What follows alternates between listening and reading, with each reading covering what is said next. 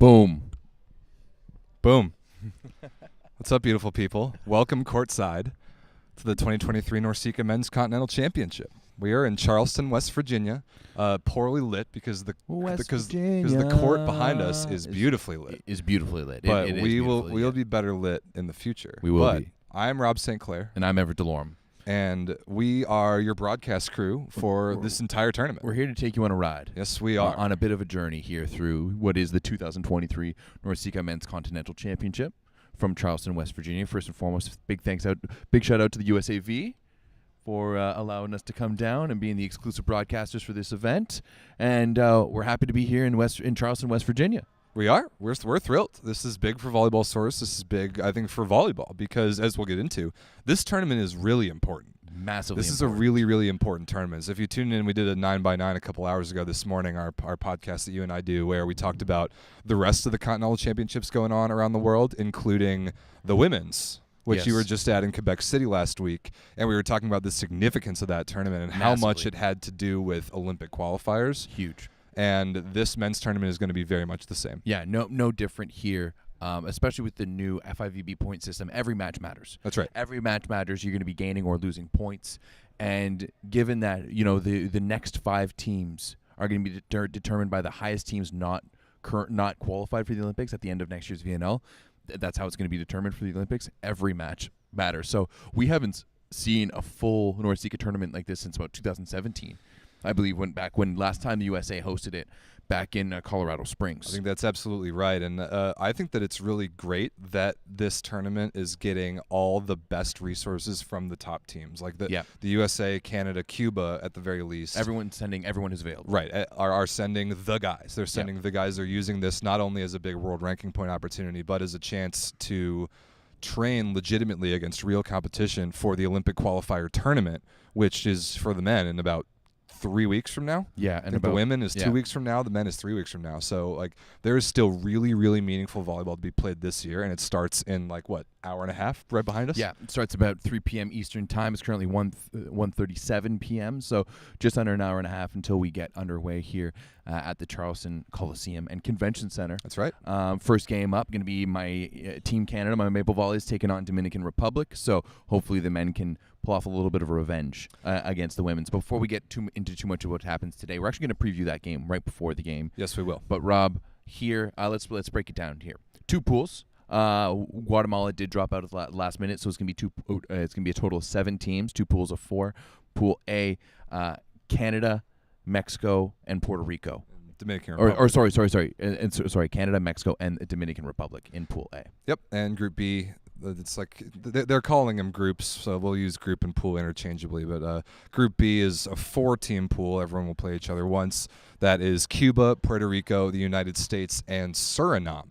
A first-time participant in a Norceca event, as far as I know, because if you are familiar with the country of Suriname, it is in South America.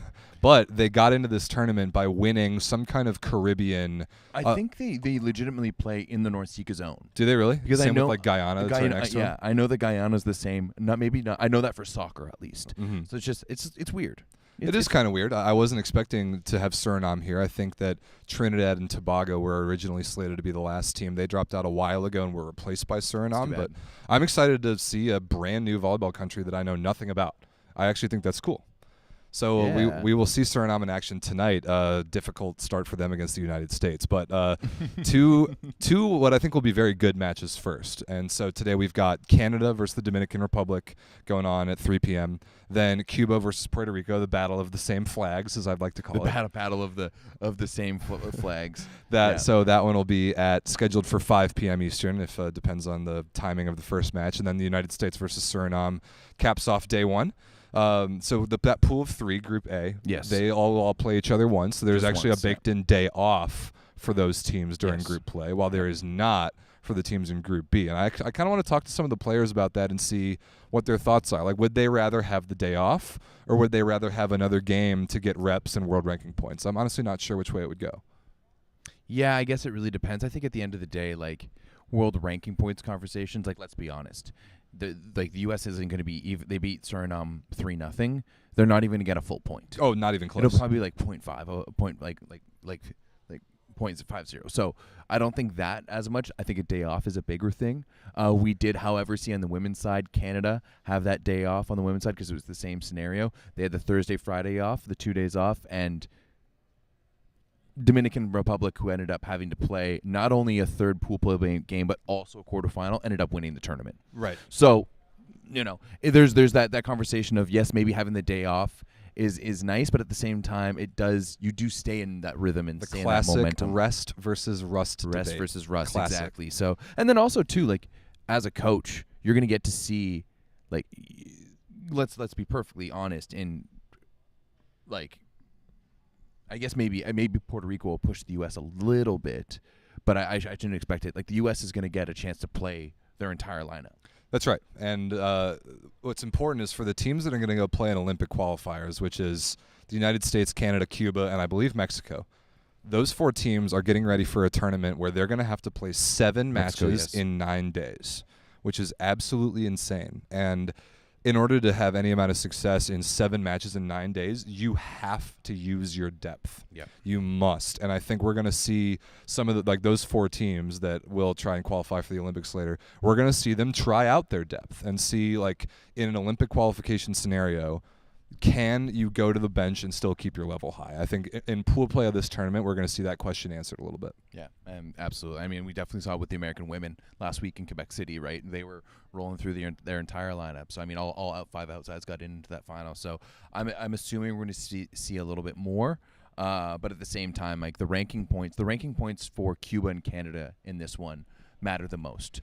As well for Mexico, because they are in that picture a little bit, but the ranking points for both Cuba and Canada are crucial for them to be able to stay in the picture of Olympic qualification, because basically how Olympic qualification works is the top 6 teams, 2 bids for each of the qualifying tournaments that will be coming up will be awarded. 3 tournaments, that's going to be 6 in total. You're going to assume that that's going to be sitting in like the top 8 teams, more or less, depending on how some results pan out. And then after that, it's the next 5 highest teams, with one of them having to go to an African nation.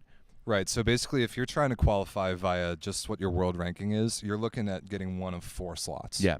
And that is not going to be easy. So, like, I'm looking at the world rankings right now, and between 12 and really 18 or even 19, that is really, really tight.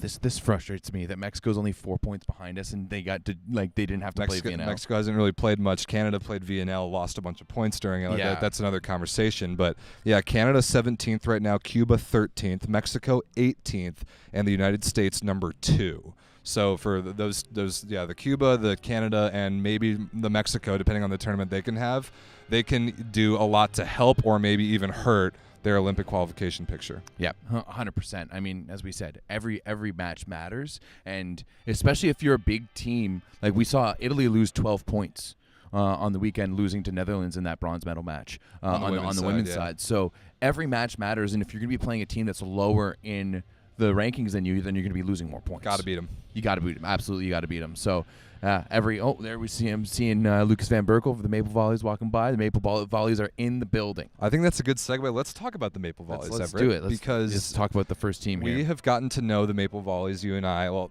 you've known the Maple Volleys forever. But we, as like our channel, we've gotten to know them really well over the last 2 VNLs, and we've seen a lot from this team. They've gone through a lot. They've gone through 2 coaching changes in the last 2 years. Currently, it is Olympic silver medal and Champions League gold medal winning coach Tuomas Samelvuo at the helm for the Maple Volleys. There are a couple new faces on this roster for this week compared to VNL. Who would that be? Well, first and foremost, we have the return of EFL, Mr. Eric Lepke, which is fantastic. He was definitely missed quite a bit throughout VNL. Just adding a little bit of depth on the left side. I would expect him to start with Stephen Marr. I would expect it to be a Marr and Lepke starting outside pairing. I mean, we saw Lepke have a fantastic bounce-back season this year for Toronto in the Superliga. He got sick a little bit at the end of the year. That's why he wasn't available for VNL, but hopefully he's healthy. I got in last night after Team Canada practiced. I saw them training yesterday, and Lepke looked outstanding. Great. Love to hear that. Just like a practice setting. Love to hear that. So, you know what? The idea of having Nick Hogue coming off the bench for me is actually one I really like. He's so versatile and so dynamic. He's getting I mean, him and Iris are the same age, so him saying that he's getting up there in age like hurts me to the core. But yeah, he's a little bit older, so having his veteran presence there and his big shoulder able to come off the bench is huge. So having Eric Lepke, it just really injects a lot of life into this roster. And then that fourth outside hitter, which maybe according to VNL we might have thought to be either Brody Hofer or Matthias Elser, is actually Sam Cooper out of McMaster. Yeah. This doesn't necessarily surprise me on like a national level. There was I was having conversations during the U Sports season this year that Sam Cooper was the best hitter, outside hitter playing in Canada.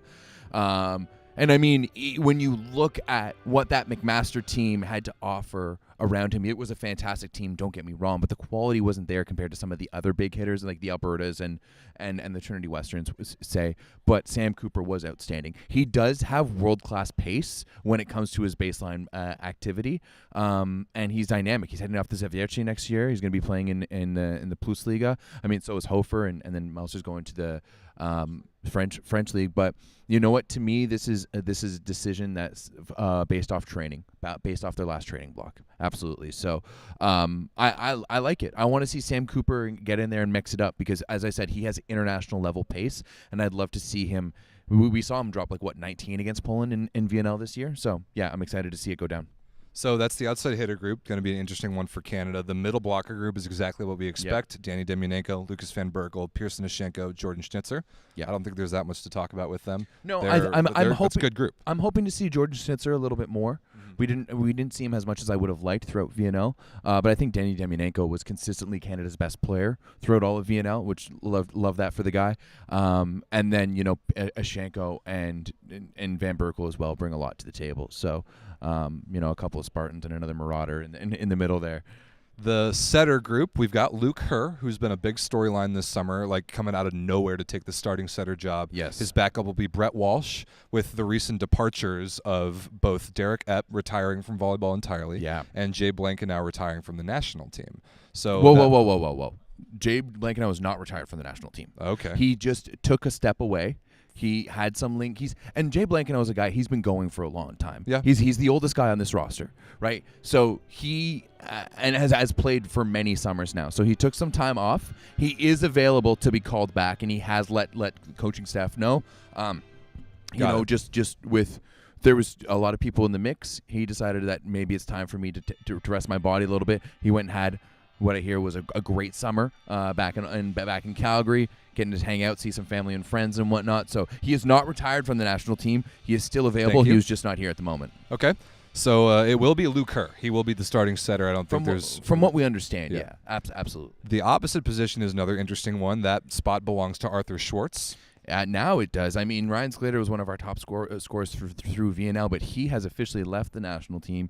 It looks as though, essentially there was a week off scheduled in Canada's training block. Sclater had used that time to plan some stuff with his family.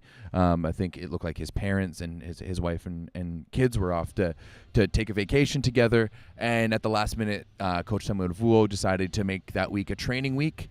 And Sclater essentially decided that his family life was more important than playing for the national team. So he made the decision to step away from the national team, which totally respectable. Totally respectable. First and foremost, volleyball is volleyball, and we know how it is sometimes. These guys aren't getting paid millions out here, no. Right? Family life balance is very important to a lot of players, and I respect that. But it does leave a huge hole for Canada, as he was the consistent opposite starter for them throughout the VNL. As I was saying, though, during VNL, Everett, I prefer Arthur Schwartz, and I'm excited for him to be the guy. Give him as long a leash as possible. He's huge. He's physical. He's relatively new to the position, at least at the international level, and I think his ceiling is extremely high. I agree. And he's going to get to bang some balls, especially in pool play, and gain a lot of confidence against some teams that probably can't touch anywhere near as high as he can. In terms of physicality, straight physicality, he might be the most physical guy here at the tournament, just on the outside. That's possible, right? Anderson, obviously there's Anderson, but he's not jumping as high and hitting as hard and as high as Schwartz is. Not anymore. And as good as Herrera is, it's kind of the same thing. Just in terms of like being able to chuck up a high ball, right? I would take Schwartz over Haynes any day. No offense. I agree. So that I'm excited, as you said, that long leash. Yep. I want to see how we work it out with him. But on the flip side, in the place of Sclater, they are bringing in the reigning U Sports Player of the Year. I mean, a guy that I've known for a long time and watched him grow up through the Mavericks Volleyball Club. That's Jordan Canham. And I'm really excited for him to come in. I think he's a little bit undersized. He's sitting around 6'5", 6'6", on the right side there. He does have massive arms, but he hits a heavy ball. And he's a lot like Sclater, that he's a little bit undersized, so you can run that faster ball with him. But he hits a heavy ball. He has international pace on his serve, and I think he's going to really come in and light it up. He was a key part of that B team winning the Pan Am Cup, beating Brazil, and like a legit Brazil team with Darlene Souza. It wasn't their U21 team like we saw last year at the Pan Am Cup. So he was a big part of that team. So I'm excited to see him his first time with the A team, and I'm sure he's going to get some minutes, especially in pool play. I agree. Last but not least, the libero position, Justin Louis and Landon Curry. Both of whom we've seen the last couple VNLs, at least in Louis' sake. But Curry will likely be the starting libero. Yeah, he's going to the French League as his first professional contract. Yeah. That is a big deal for a North American libero, and this kid is electric. We saw him at VNL, and we were very, very impressed. Think he's got potential to be the next Blair Ban. Yeah, absolutely. I really do. There's a lot of similarities there, but I just want to see Landon Curry be Landon Curry. In the same sense that if Justin Louis comes in, I want to see Justin Louis be Justin Louis. They bring different things to the table a little bit. They do look very similar. It's very hard to tell them apart sometimes. Like the same size, same body build, same stature, both like short haircut. Have to use jersey number 18 versus 97. Both of Asian descent too. So but I do think that Curry will be the starter. We did see Louis a little bit in that last week of VNL. I think he could gain some confidence with the starters. But, yeah, I do think it's going to be Curry. I agree. So that's Team Canada. I think so. And as we're about to talk about the Dominican Republic is their coach, Jose Gutierrez, even said in their interviews yesterday that there are basically 3 categories of team in this tournament, in his opinion. So the first category is the VNL teams. You got your United States, your Canada, and your Cuba. The second tier is the Dominican Republic, Mexico, and Puerto Rico, and this is in the opinion of the coach of the Dominican Republic. Tier is Suriname. Yeah, those are in his own words, and honestly, I kind of agree. The Dominican Republic, they can kind of crack. Like for example, they played FIVB Challenger Cup this year and lost in the quarterfinal. Yeah. They have Henry Tapia, who is an absolute legend. He is a legend. But like he's dynamic. Very. Like it's going to be fun to watch him and call his games because he's really, really good. He's a weapon over there, but they really ride and die with him. They do. And unfortunately, like against those VNL teams, the United States, Canada, Cuba, you can't be one-dimensional and have success against those teams. And that is, as far as I know, having seen one Dominican Republic game this entire summer, they are a little bit of a one-dimensional team with Tapia. Now, I am excited to see what they can put out there against Canada. I think that Dominican Republic versus Mexico will be a very good game.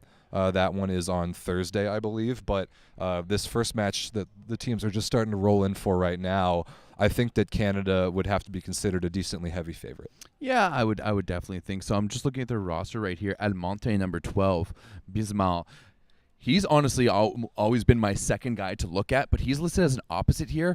I've only ever seen him in the libero jersey. Interesting. So that's going to be Wow. that's going to be very interesting for the Dominican Republic. They've got some youth as well. They've got 2 19-year-olds, a 20-year-old, a 21-year-old. They're decently young, and that's another thing that you can use this tournament for if you want to, is to get a bunch of young guys some experience. And the last team in Group A is doing exactly that. That's Mexico. Yeah, I mean, this Mexican, I think this is a change that we're really seeing. We saw that young Mexican team go to the World Championships last year, upset Bulgaria in that awesome 5-setter. You love to see it. But even then, I'm not seeing who is their big right opposite hitter is not on this list. I'm not seeing. That's Diego Gonzalez, if I'm not mistaken. I'm looking him up. Yeah, so he's going to Nacru Solare this year. Yeah. Okay, this is the kid. But he's not on this roster. He is not, which is really a shame. I was excited to see him. He's 20. He almost single-handedly beat Bulgaria at last year's World Championship by himself. And he is not on this roster for Mexico, which is just a shame. He's by far their best offensive player. But we do get to see Everett, a player that you love. Their setter. Pedro Rangel. Absolutely. I absolutely love this guy. I've said for years that if he played for like a middling European country, that country takes a step up. I would I would liken him a little bit to like kind of a better version of like Trinidad Tejero.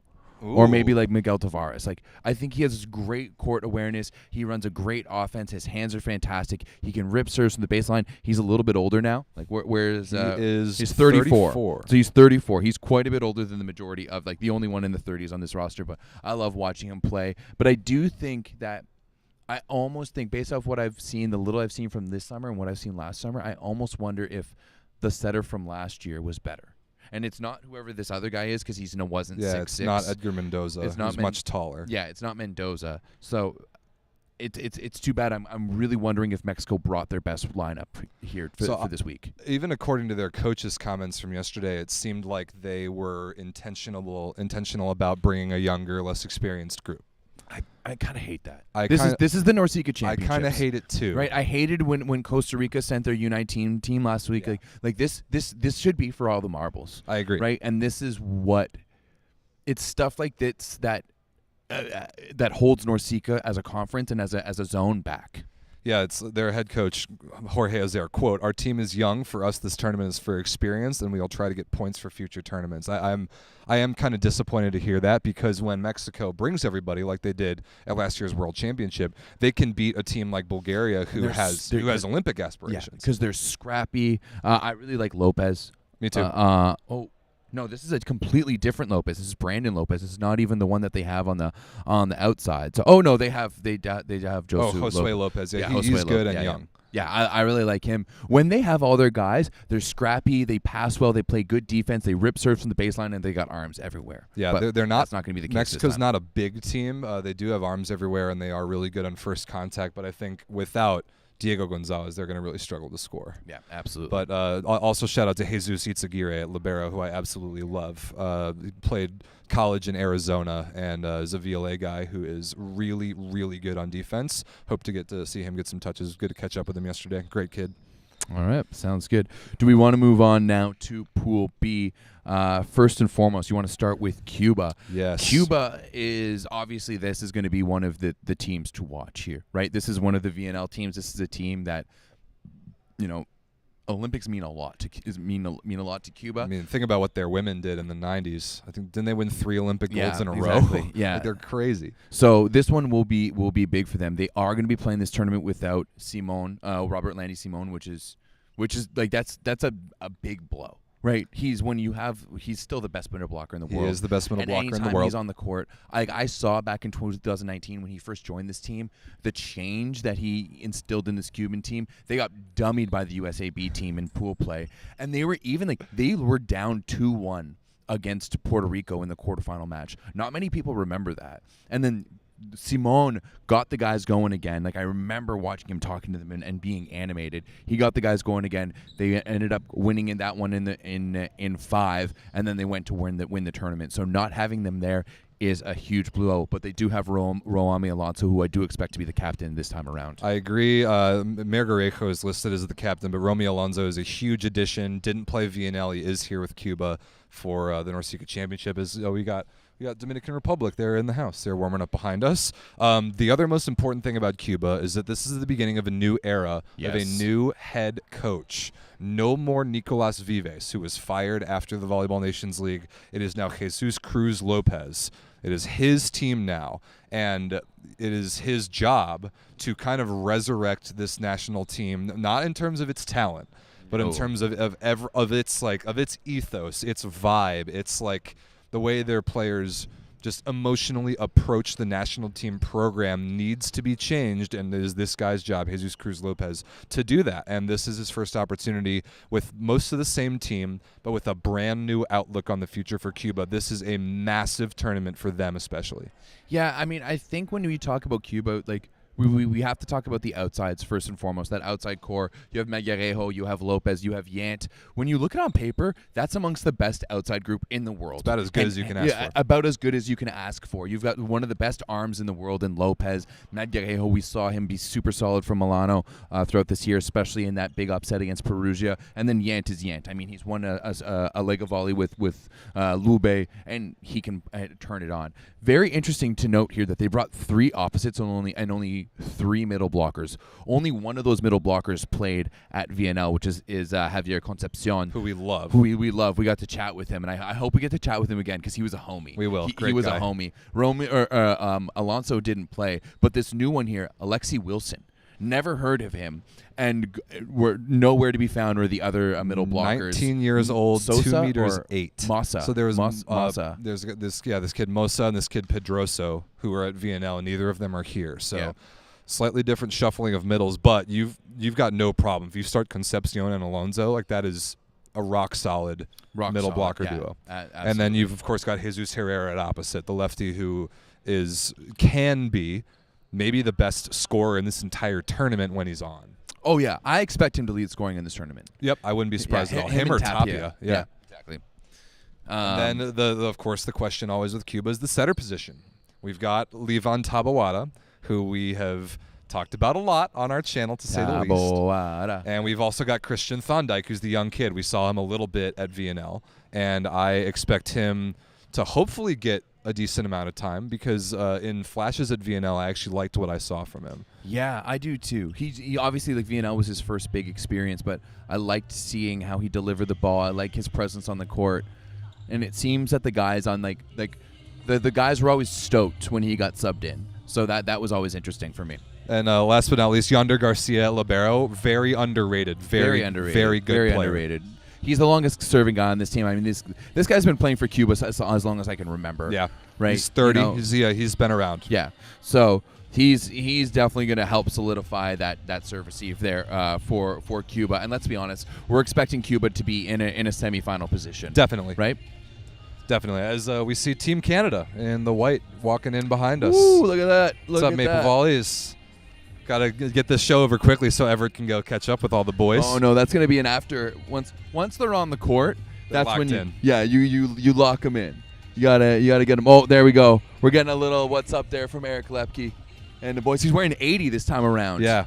Okay. 8 is taken by Brett Walsh, so he's rocking 80. Very 80. Interesting. Oh, first time getting a look of Canham in that 18 jersey.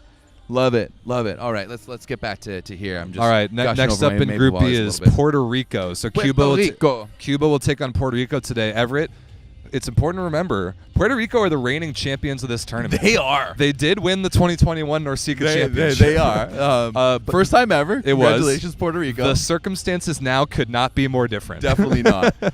It was just a group of B teams that they were playing, if that maybe back in 2021. Definitely not the case this summer. You have to go up against the best of the best. We kind of saw Puerto Rico a little bit last year at the World Championships, not do too great. Not great. So and they played that Pan Am that Canada won. They sent their A team to that event, and even that wasn't as good. So there's definitely some names that are missing. They do have Cliston Lawrence, who is a superstar caliber prospect. Was the backup in Milano in Italy this past year, but we actually saw him playing a little bit of outside hitter. Yes. So we could see him play on both wings. The captain of Puerto Rico, Omar Hoyos, is an NCAA guy. He plays at George Mason right now. Right now. I mean, when you look down this roster, it is young. The oldest player is 29, Kevin Rodriguez, the setter. The next oldest guy is 24. Right? I see a 17-year-old, two 17-year-olds, 2 19-year-olds, 3 20-year-olds, and 2 21-year-olds. This is as young, maybe the youngest team at a senior event I've ever seen. Other than Costa Rica's U19 team last week. Yeah, absolutely. So at a legitimate senior event, right? You know, like Pan Am Cup and all of that other stuff doesn't. So unfortunately, even though Puerto Rico can play with the big boys at major international events, this particular team, I don't see it. Makes me pine for the days of Hector Soto and the rest of that Puerto Rican team. Well, Ozzie Antonetti is the head coach of this team. He is an absolute legend. Yes.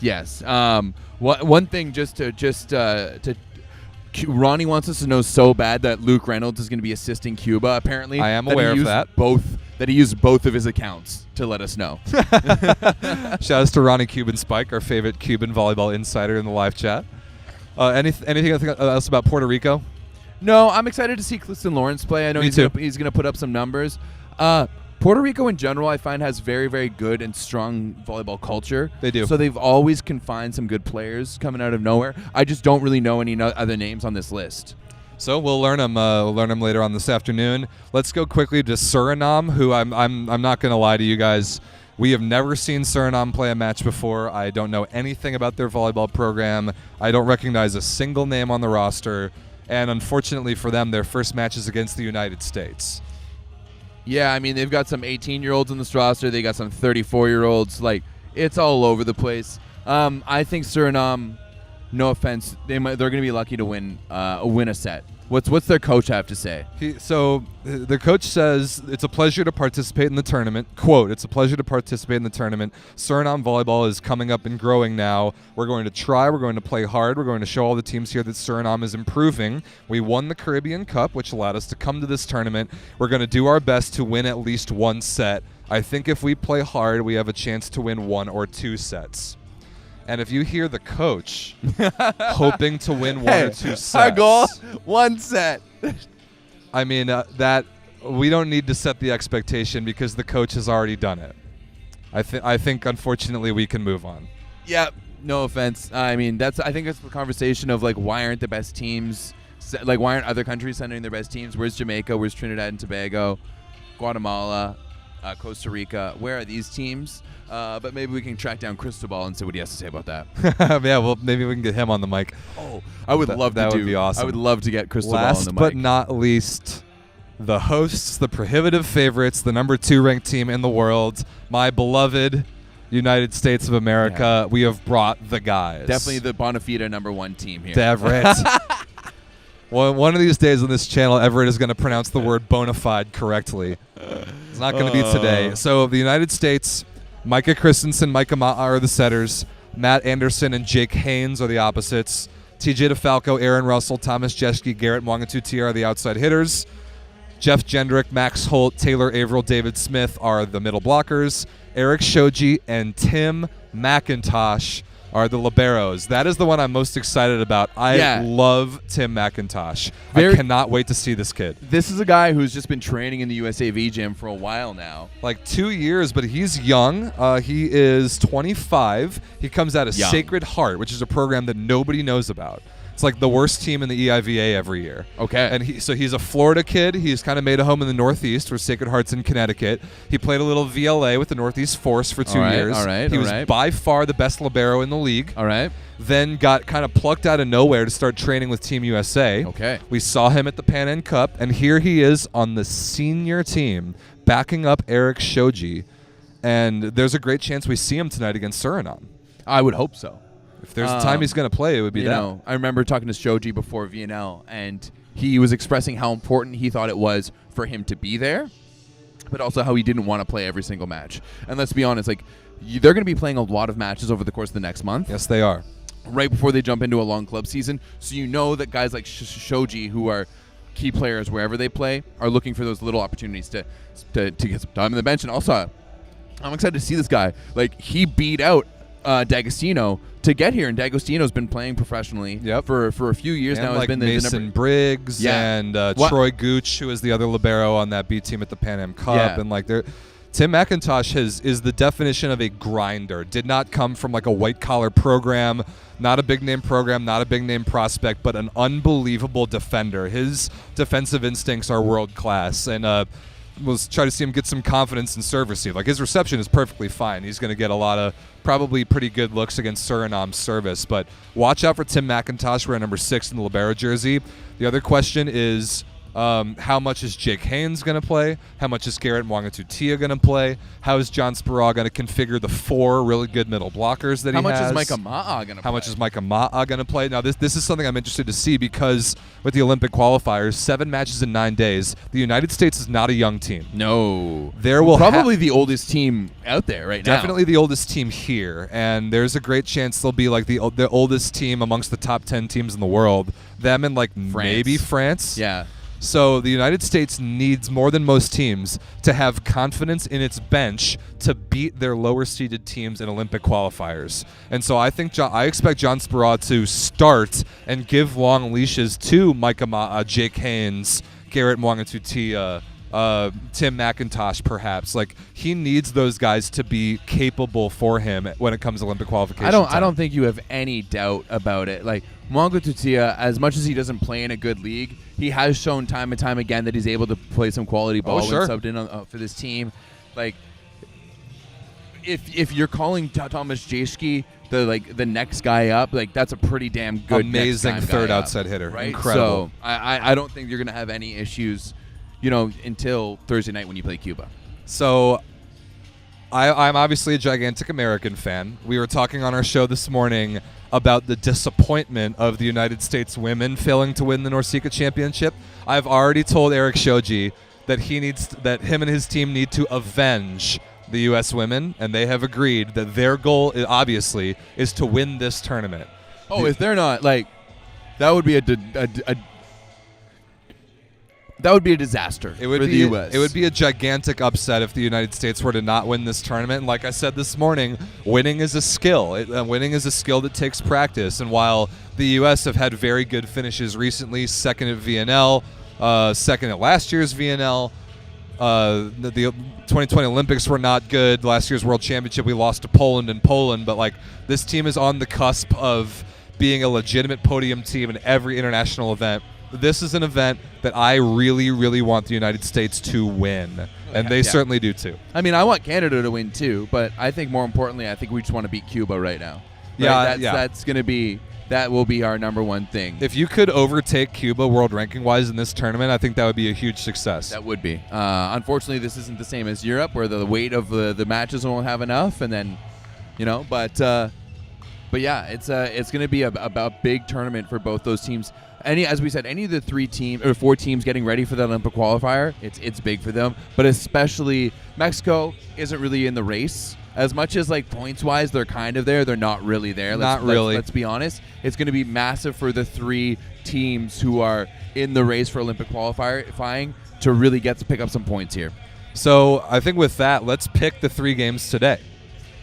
Yeah, let's do it. Let's preview the 3 games. Let's pick them and let's get out of here. First serve is in 45 minutes. Canada versus the Dominican Republic. I've got Canada 3-0. Yes. I feel confident in Canada's ability to win this match. Yes. This shouldn't even be a question. No offense, Dominican Republic, but like, if you had said anything else, I would have smacked you right off the stage. Canada 3-0. I've got Cuba over Puerto Rico 3-1. Yeah, I like that. Okay. I like that. Clifton Lawrence is going to go off one set. There's no challenge system here, so Cuba's going to get mad. That is important to know. There is no challenge system in this event. So yeah, Cuba, is going to get mad. What's up, Ava Vender? Good old Vancouver Island boy right there, helping out the Maple Volleys. Gotta love it. I think Cuba's going to go off the rails at one point. Clifton Lawrence is going to go off. Puerto Rico's going to take a set. Cuba 3-1. Last but not least, United States 3-0 over Suriname. I want to see if they can beat the USA women beat Costa Rica in 56 minutes. What was it? 25-3, 25-5? No, 25-3, 25-13, 25-5. and 25-5. So that is the benchmark, I think, for the USA men. That will be something. So coming up in just 45 minutes, first serve, Dominican Republic versus Canada. Everett and I will be on the call, and right here on Volleyball Source, every single match of the entire Norceca Championship, right here, right behind us, basically right now. Yeah, and Ronnie, no, you're not. You're not. It's not going to happen. I'm sorry. Cuba winning this tournament? No, he chance. says he's going to 3-down Canada. No, that will not happen. Well, Ronnie, you guys are going to lose to Puerto Rico today. So the thing that we can look forward to potentially, if seeds hold, is Canada versus Cuba in the semifinal. Yes. That would be spicy. That would be spicy.